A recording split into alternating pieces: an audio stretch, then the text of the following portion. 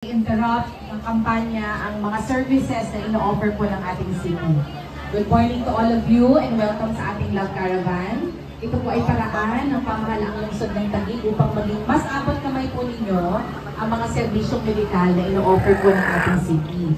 Samantalahin niyo po yung mga services na binibigay natin.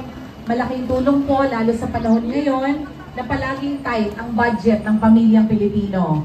Kaya ultimo ang simpleng pagpapacheck up, minsan pinagdadalawang isipan pa. Tama? Kasi kung pupunta sa pribadong klinika, sadyang mahal ang pagpacheck up.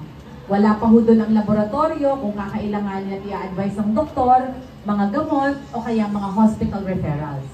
Kaya po ito ang value nung nakukuha po ninyong serbisyo mula sa ating Love Caravan. Bahagi po ito ng ating transformative, lively, and caring agenda as a city. Ito po'y bukod sa mga programa at serbisyong binibigay ng ating ospital at ng ating mga health centers. Mamaya po, pag alis ko po dito, ako naman ay pupunta sa Barangay Ligid, Tipas. Kasi meron naman tayo doon ginaganap na pet caravan. So kapag hati-hatiin ko na yung katawan ko para ako'y makarating sa lahat ng obligasyon, galing po ako sa house to house kanina sa Barangay South Signal Village.